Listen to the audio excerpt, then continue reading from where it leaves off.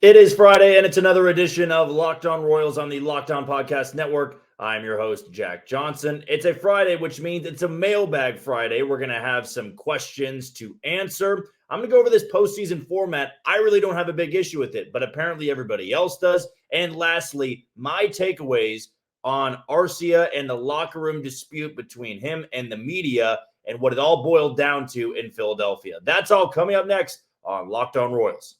You are Locked On Royals, your daily Kansas City Royals podcast. Part of the Locked On Podcast Network, your team every day.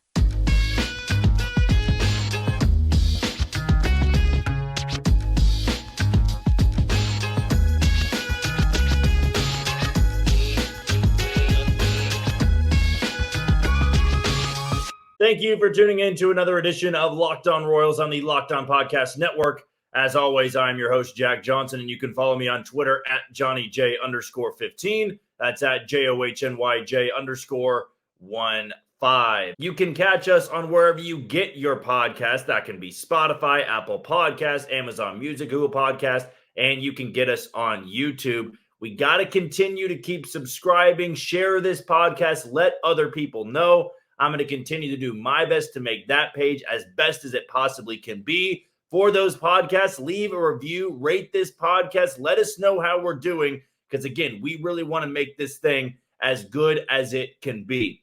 If this is your first ever episode tuning into Locked On Royals, of course, welcome in. I'm sure you're a diehard Royals fan and you want to know everything about the boys in blue. Well, I am your guy for that. I'm a diehard Royals fan like yourself. I work here in Kansas City at Sports Radio 810 WHB, so I stay pretty busy with my daily life involving sports. But when you come to this podcast, when you listen to this podcast, we are going to talk about the Kansas City Royals. Doesn't matter if they're 56-106 or they're 106-56. We're going to give you the best possible content that you can find out there. And we're going to make it easier to find this podcast. We want to make sure that when you're clicking on YouTube, when you're going to that search engine, we're going to pop up. My face is going to be everywhere when you're trying to find Royals content. So you like this podcast, leave a review, subscribe, share it with friends, because, again, we really want to make this thing big. We want to make sure by opening day 2024, we are the most watched Royals podcast out there.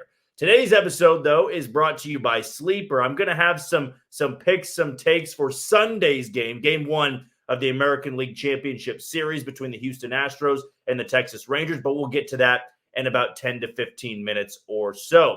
But it is Friday. I love having Friday episodes. I love answering the questions that are sent my way on a Mailbag Friday because you guys always have great questions. I hope that I give you good answers.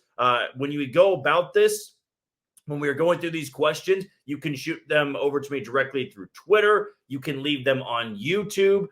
Or you can direct message me. My direct message inbox is open. So if you don't really want your question to be public, not to worry. I will get to that. We actually had a couple of DMs for questions today. So I'm going to get to that and make sure that we have everything covered on this Mailbag Friday segment. So let's not waste any more time. Let's go to question number 1. This is from Weather 2020. He says, when is this team realistically next in the playoffs, considering it does things very well? I'd say 2026, could be way longer. The key thing in that for me is if everything goes well. If the Royals follow a very strict, rebuild timeline, I really do believe with the right moves, the right draft picks, the Royals can be seriously competing in 2025. I'm not going to say 2026 because that would probably mean there's some more slip-ups. I mean, this is a full year they're about to have. I'd imagine they're going to take a step forward. You're going to have some more guys that are polished. You're hopefully finding more talent for the bullpen and slowly building a rotation. You have all that go well, and a lot of your draft picks hit. They can compete by 2025. I mean, I look at the Arizona Diamondbacks, I look at the Rangers, and I look at the Orioles. They lost 100-plus games 2 years ago, so it shouldn't take. And the Royals front office shouldn't convince you that it will take 3 to 4 years. This can be a 1 to 2 year process. And that's if everything goes well, which is, of course, a very big if.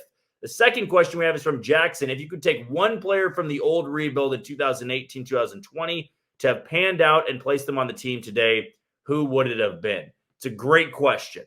I would probably say it would have benefited this team a lot to have like the 2020, 2019 Brad Keller. That really would have been a great piece for the rotation because now you're talking about three guys that are under club control in Reagan, Singer, and Keller. I don't know, though. I feel like still the ceiling was kind of low. Jorge Soler, if you want to count that his 1 year was good enough, I wish that he would have been the DH for the Royals for a long time. I really did not like it when the Royals dumped him off. I didn't see him as well. He's terrible. Just get something in return. I don't even believe, I think it was Casey Kalich or Casey Kasich. I don't even know what his name was because he never really made it that far in the Royals minor league system. I don't believe he's playing pro ball anymore. That felt like a really bad trade at the time, and we've seen how good Jorge Soler has been since leaving Kansas City. So he's somebody I really wish would have panned out. Maybe the last guy, shoot. I mean, the way Ryan O'Hearn looked, that certainly would be great for this lineup, but we know that Kansas City gave him ample amount of opportunities. I'd probably lean towards Keller or Soler. Just the longevity wasn't really there. That was certainly frustrating to see. I wish Nicky Lopez would have been more of a long-term fit, but we just never really saw it. So I think those are my three answers there if you are okay with those, Jackson.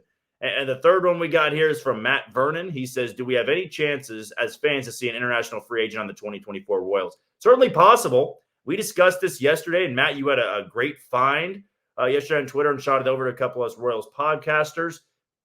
It just feels unlikely because we don't really know where the Royals are scouting. They were in Japan, but when you're going after the superstars in Japan, you're going to have to compete money-wise with the Yankees, with the Mets, with the Phillies, with the Dodgers, all those teams, and the Royals are not in the same stratosphere as those franchises. To me, it just kind of feels like we're not going to see it just yet because the Royals don't have a big presence anywhere. They don't have a big presence in going after Cuban-born players. They don't have a big presence in going after Japanese-born players. They usually try to have a big influence in the Dominican Republic, a little bit in Venezuela, a little bit in Puerto Rico. We just really haven't seen it that much. So I would say right now, no. I'm hoping things change because I think there's a lot of talented guys overseas that could impact this team immediately. I got to see it first, though. Right now, though, my answer is going to be no. The fourth question we have here comes from Ryan. Who on the current roster do you feel is most likely to be traded this offseason? I think we've discussed this in the podcast before. My first pick would be Edward Olivares. He feels like he's in no man's land. The Royals have a pretty deep outfield, and when J.J. Picollo had his season in review press conference, he didn't really bring up Edward Olivares as a long-term fit, and I feel like a lot of teams could use Edward Olivares, and the Royals need pitching. So to me, it's not really close. He, to me, is number one on that list. Number two, I would maybe say, they could flip Jordan Lyles. It doesn't have a lot of value, but they did the same thing with Mike Minor. An extra year of control. He's an innings eater for somebody else out of the bullpen. Could go that route. Maybe it's Salvador Perez, but it just feels unlikely. I know the White Sox are interested. Don't see the Royals trade him to a rival, but an easy pick for me would be Edward Olivares. And the last question we have from the direct message inbox comes from 150 Guacamole. He always has great questions in this segment. And this actually comes from our good buddies over at One Royal Way. It's a very fascinating question. I like it, and it's fun to play around with. And it says, your J.J. Picollo and John Sherman gives you $5 to do as much as you like for the following offseason, or for the upcoming offseason, excuse me. What are you doing at the $5? So there's a lot of options here. You can go with, looks like $3 to spend on market value plus 10% for Aaron Nola, $3 to extend Bobby Witt Jr. to a 14-year, $350 million deal, $2 to sign Cody Bellinger, $1 to sign Josh Hader, 50 cents to sign Aroldis Chapman, $1 to hire more scouts, cross-checkers, $1 to invest in more analysts and techs, $1 to marginally increase 2024 farm production across the board, $1 to get Gavin Cross on track for 2025, $1 for 3 reclamation pitching projects, and $1 to trade Salvi and $20 million for a former top 100 pitcher and 2 Dominican Summer League lottery tickets. I am going to say, because I said Bobby Witt Jr. is the priority for me, $3 to extend Bobby Witt Jr. I'm not going to go after Bellinger, Hader, or Chapman because I feel like you really can do a little bit more with the extra $2 I have. I would probably add $1 to marginally increase the 2024 farm production across the board because the Royals need a lot of help in that aspect, which leaves me $1 more. I would probably then say $1 for 3 reclamation pitching prospects because you saw that with Chapman and what it returned to you in Cole Reagans and Roni Cabrera. So that's how I spend my $5. Prioritize Bobby Witt Jr., $1 to see production jump across the board in the farm system, and then try to bolster your farm system by fixing 3 reclamation projects. So really do like that question from One Royal Way. They do fantastic work over there. Shout out to Joel Penfield, Josh Kaiser, and of course, Jordan Foote. And shout out to 150 Guacamole to send me that question because that is a fantastic one for this off season. Okay, that wraps up our mailbag segment. We still got 2 more segments to go, though. And the next thing we're going to talk about is the postseason format. I don't have a big issue with it, but a lot of people out there do have an issue with 100-win teams going home early. We're going to dive into that next on Locked On Royals. You are tuning to Locked On Royals on the Locked On Podcast Network. I'm your host, Jack Johnson. You can follow me on Twitter at JohnnyJ_15. That's at JOHNYJ_15. Before we go any further, let's give a shout out to today's title sponsor in Sleeper. No games on tonight. We'll have game 1 of the American League Championship Series on Sunday, so that is where I'm going to make my picks. It's going to be Justin Verlander on the bump for the Stros. No starter announced yet for the Texas Rangers, so I'm going to hold off on making any picks for the rotation in Texas, but I am going to go with Justin Verlander. That pick was right for me when I made some predictions about his start against Minnesota at Minute Maid Park. He's going to be right back at Minute Maid Park. I think Verlander's going to have a very good game. He's one of the best postseason pitchers still active out there in Major League Baseball. So I'll take JV to go more than 5 innings in this start and have more than 6 strikeouts. So kind of setting that line at 5.5 for strikeouts and then just get 1 out in the 6th inning. And that pick should hit for my fantasy team. The second one I have here, I am going to pick a Texas Ranger, and I'm going to pick Adolis Garcia, who really had the nail in the coffin on the Baltimore Orioles season. I will take him to have at least 1 hit and 1 walk in this game. He's a power-filled bat. He is one of the most feared hitters in that lineup, and I'd imagine JV and the Astros bullpen are going to be very careful with him in game 1, but I'd imagine he gets on base at least twice. Now, with Sleeper, the MLB playoffs are in full swing, which means the clock is ticking on your chance to double your cash on daily fantasy baseball. Baseball has never been more exciting than it is with studs like Ronald Acuna Jr., Mookie Betts, and Shohei Ohtani. Pick more or less on stats for these stars like home runs, hits, strikeouts, and more for up to 100 times the payout on Sleeper. And I actually was wrong because I said double your cash. You can 100 times your cash on daily fantasy baseball. So get your picks right, and you could win big with Sleeper. The postseason format is a big talking point right now because the Atlanta Braves, who had 104 wins, are now sitting on the couch. You have the LA Dodgers, who were swept by the 84-win Diamondbacks. They're at home sitting on the couch. The Baltimore Orioles, who had one of the most impressive seasons of anybody in Major League Baseball, are now sitting at home on the couch as they watch the Houston Astros and the Texas Rangers compete to go to the World Series. So I've seen all this talk of, this is unfair to the 100-win teams. They have to sit out and not play for 3 to 4 days, maybe even a week, while these other teams, these wild card teams, get some reps in. And that to me felt light. I don't see why you need to cater more to the 100-win teams. Now, listen here. I'm not saying that it's a flawless format. Like if the Royals won 100+ and they were swept out of the playoffs, I'd probably have some gripe about it. But from an unbiased point of view, I've got no dog in this fight. I've got no dog in the postseason. I just enjoy watching the games. But the 100-win teams use a great regular season, one, to get that bye. They don't have to play somebody in a wild card series. They get an automatic bye, which puts them 3 wins away from a championship series appearance. 2 of those 3 come at home. So there's the advantage you have. I saw people arguing last night, well, it's unfair to Atlanta because they win 104 games and they're not really benefiting from anything. That just showed that, the Phillies can skate by with 90 wins and then beat them in the postseason. The best thing about the postseason is that it's chaotic. The best thing about March Madness is it's chaotic. If we just had 1 seeds all the time in the national championship, wouldn't you get bored? It's the same teams over and over again. I love college football. Love college football. To me, they have the most boring format of any of the major sports because you look at the last, 15 winners. Go back to 2009. There have been 7 different winners. That's 14 years.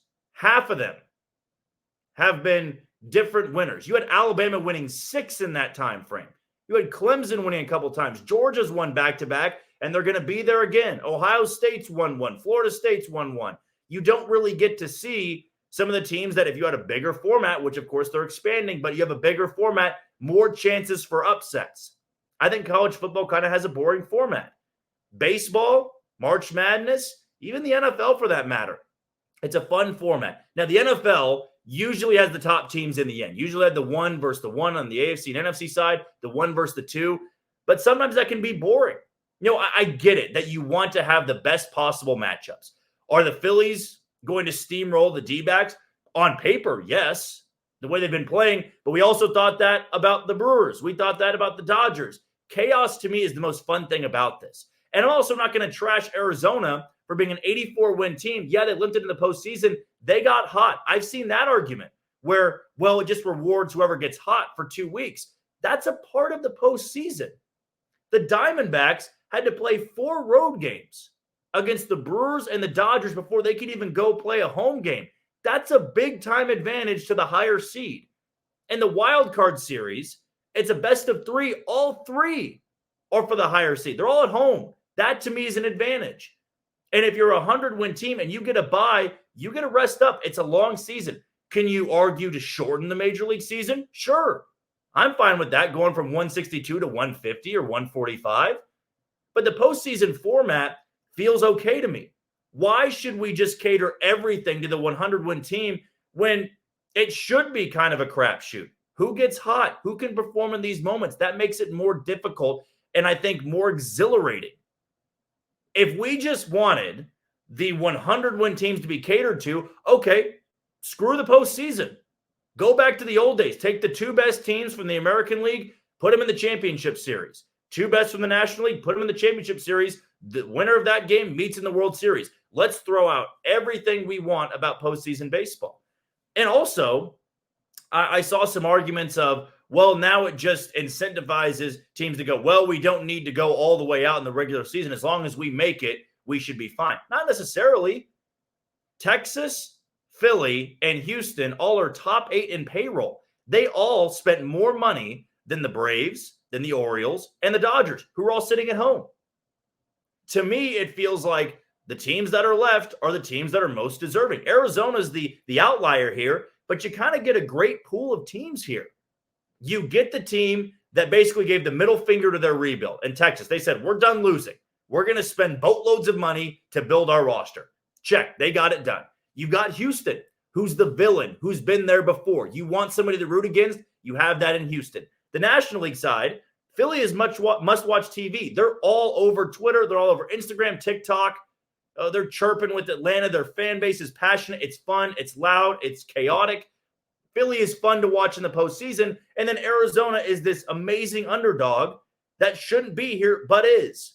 I prefer that over the same teams over and over again. You know how boring baseball would be if you spent the entire season and then it was Braves and Dodgers in the National League Championship Series, and this year would have been what? The Orioles and the Astros? Cool for the Orioles, but I feel like you have to earn it in some way. You are getting catered to a little bit by getting the bye. I mean, I know there were stories coming out of, well, the bye actually favors the team that gets to play, gets to warm up. They also have to win that series. Their players could get worn down. Somebody could get banged up, and then they're out for the divisional series. Well, the top seed, just like in the NFL, they get to rest a little bit. They get to prep their team. They get 2 home games to open up that series. I just don't feel like it needs to be toyed with a little bit. No, it is unfortunate for Atlanta. It really is, because they had to play Philly in the divisional series. Maybe you can shake up the format a little bit on that end. But Atlanta won 104 games. They were better than Philly in the regular season. And they got 2 home games to begin that series. Philly had to go through Miami. You could argue that that was kind of a gimme. You know, Atlanta would have dominated Miami too. And then it was kind of like their exhibition game. It's still postseason baseball. Teams can get the best of you. You saw that with Arizona. It's not as easy to just advance in the wild card series. I'm just not sure why some people are up in arms about Well, I'm so mad that the 104-win Braves are going home now because they deserve to be in the championship series. I don't think they did because they lost fair and square to the Philadelphia Phillies. If they're hotter at that point in time, they're hotter. You have to give them the praise. You have to give them the tip of the cap. Look at Houston. Houston had a bye. They beat Minnesota. They moved on. We can't just pick and choose what's right and what's wrong. Either keep this format, or for people that really hate the format, then I hope you just like it when it's the two top teams from the AL and the NL play each other in championship series and then go to the World Series. Other than that, I got no thoughts. I know I've been ranting a little bit, but I had to get that off my chest. I like the teams that are left. These teams have earned it. It's unfortunate for the Braves, who were so good in the regular season, but that's the point of the postseason. You got to beat teams. It's a crapshoot. You got to get hot, and clearly the Phillies were hotter than the Braves.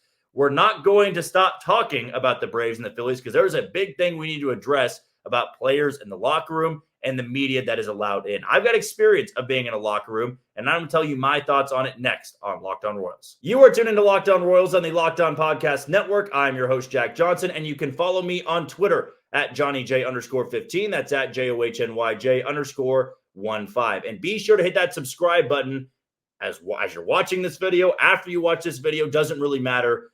This is the podcast you want to listen to for all things Royals, news, opinions, thoughts. We got you covered here on the Locked On Podcast Network. Before we go any further, let's give a shout out to the other title sponsor today in FanDuel. October baseball is back, and you can make your postseason debut with FanDuel, America's #1 sportsbook. Join FanDuel today, and you'll get started with $200 in bonus bets guaranteed when you place your first $5 bet. Just visit FanDuel.com/lockedon to create your new account. Then you can get in on the action from the first pitch until the final out. Bet on everything from strikeouts to home runs to who will win the game. And if you don't want to wait the whole game to get a W, predict what will happen in the next at-bat with quick bets. So head on over to FanDuel.com/lockedon right now and step up to the plate this postseason with $200 in bonus bets guaranteed. Make every moment more with FanDuel, official sports betting partner of Major League Baseball. There's been this huge controversy going around baseball and what is allowed and what isn't allowed in the locker room. And I've been kind of shocked by some of the takes, as I was shocked with the postseason format, of course. But this Orlando Arcia and a media member leaking what was said in the Braves clubhouse. If you missed this, it was after Game 2 in the National League Divisional Series between the Phils and the Braves. And basically Arcia is in the clubhouse saying, "Attaboy Harper," because Harper, of course, took off. Michael Harris had the web gem play to end it. They doubled him off.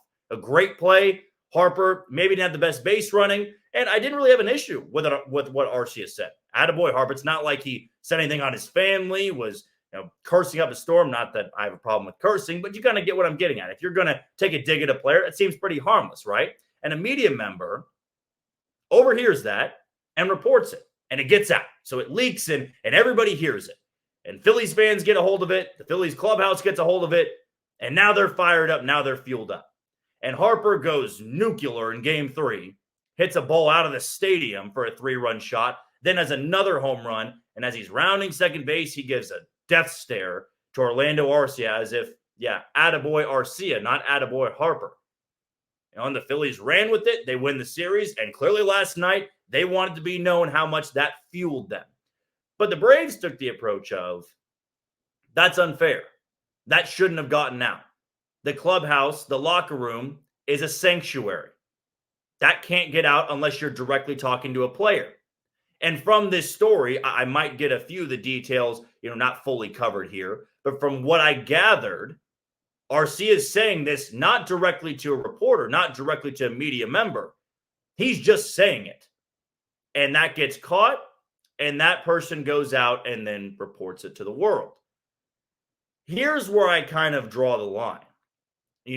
I understand that if you're in an interview, you really want to report what is said to you. Or if you're in a pool of reporters, you're talking to a player. I've been down the clubhouse numerous times at Kauffman Stadium.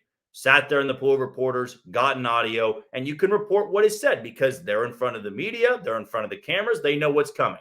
Now, if somebody is parading around the clubhouse saying, F this, F that team, F that pitcher, well, I don't think I would be the one to go and report what was said because that player's not saying it to me. He's not on record. It's just being said. What I kind of want to say, though, from the other side is I'm shocked the Braves were saying, well, that's not fair. That can't get out. Well, you said it. You clearly were trying to take a shot at the Phillies. It's unfortunate it got out, but stuff like that can get out. Now, Kevin Gossman, the ace of the Blue Jays, said, that's unfair because, the clubhouse is supposed to be a tight-knit community, and we can't just have people coming down, getting credentialed, and then saying what we're saying. Some stuff, I believe, can stay in the clubhouse, but in a moment like that, I just think if you say it, you kind of have to stand behind it. Hey, it got out. That's unfortunate it got out, but I said it. I did say it and take the ownership of it. And I'm sure the Braves were upset because they're going, now you just gave a team, our rival, fuel. Well, we're trying to have our own conversations. We've all been there. It doesn't have to be just baseball players. What if you were in the workplace and you said something bad about another company, somebody that you've barely met in the office then leaks that information, that company finds out about it, now they don't like you. You'd be upset. You'd be like, you have no right to eavesdrop, overhear what I'm saying, and run with it. At the same time, it was said. If it was made up, if it was taken out of context, different story. This is a game that's going to get very heated, very passionate. They're rivals. Stuff's going to be said. I'm sure the Phillies said things about the Braves. It didn't get leaked. Okay, good for them. But they're singing Dixieland Delight and saying, F the Braves and all this type of stuff. And that got out because it's recorded and that's all over the media now. I'm just saying sometimes you just have to be a little bit careful. And that's kind of been the big debate, right? Players are saying, I shouldn't have to be careful. I shouldn't have to watch out for what I say in my own clubhouse. And I get that side. I'm not a Major League Baseball player. If I was Orlando Arcia, I'd be a little bit ticked off. I'm like, I wasn't talking to you. At the same time, I said it. Okay, I said those words. I said those remarks. I had that statement. And therefore, I know the risk that comes with it. Somebody could have snuck into the clubhouse. I mean, what happens if, maybe a Braves coach, I don't know, that doesn't even make sense, a bat boy or whatnot, text somebody in the Phillies note, and that gets around. It's possible. If you verbally say it, there is a chance. Whether you're in the clubhouse, the field, out of the bar, it can happen. That's the unfortunate reality of it. And that's kind of my takeaway. I don't agree with the slander that is being just rained down on the media member. I'm not going to go as far to say that because I think that's a bit unfair. No, it's not like I think he was trying to ruin Orlando Arcia's career. It gave more fire, more juice to the rivalry, to the postseason game. And that's what a lot of times reporters and media members want to do. Speaking from one myself, what's going to get the storyline? What's going to get the headline? Orlando Arcia is excited to play the Phillies in Game 3, or Orlando Arcia mocks Bryce Harper. You tell me. That's kind of the way that media is. I feel bad that maybe now baseball players won't be as open to the media, and I know there's media members that are upset at the guy because now they're going to feel like they can't have a relationship. There's been lots of interviews today, MLB Network, ESPN about it. I mean, it's a big time deal. I just kind of take the side of it's unfortunate it got out, but it was said. And if you said it, you got to know that the other team can take that as fuel, as bulletin board material. We see it happen all the time in sports. Players will record their coach after a big game and they'll be cursing and saying, stuff like this. Oh, we can beat the blank out of them, all of that. It gets out. And then teams can run with that. That's just the world we live in. Social media, cameras, 20, 30 years ago, that may not get out, at least as quickly. That may only come out in print. Now you hear it. You can walk out of the clubhouse 20 seconds later, tweet that out. Boom. It's viral. And that's kind of my takeaways on it. I mean, players, they should have their own sanctuary there. They should feel comfortable in their locker room. And maybe this is bad now for the media because there's going to be that tension, certainly in Atlanta, because Travis d'Arnaud was upset about it. Kevin Gossman, not even involved with the Braves, Blue Jays pitcher, he's upset about it. And Orlando Arcia was upset about it. And he's getting chirped by Phillies fans, and he's sounding off. I mean, it was a whole big deal. But I will say, in today's world, you just kind of have to think in the back of your mind, it may get out. If I go to a bar and I'm talking with a friend and somebody overhears a private conversation, they could go and run with it. and I couldn't do anything about it. It wouldn't be ethical, but they heard it. They can go tell whoever. It's just the day and age we live in. Social media, it spreads like wildfire. And now you see the Phillies moving on, and they kind of stomped on the grave of the Braves. It can happen. Bulletin board material can go a long way for a team, especially when they're rivals. Well, that's going to do it for another edition of Locked On Royals on the Locked On Podcast Network. I've been your host, Jack Johnson. You can always follow me on Twitter at JohnnyJ_15. That's at JOHNYJ_15. And be sure to subscribe to this channel right after the podcast. If you already have, send it to somebody who has it. We want to blow this thing up, and we want you, the listeners, you, the followers, to do so and be a big part in that. You enjoy the weekend, and I will talk to you on Monday, Kansas City.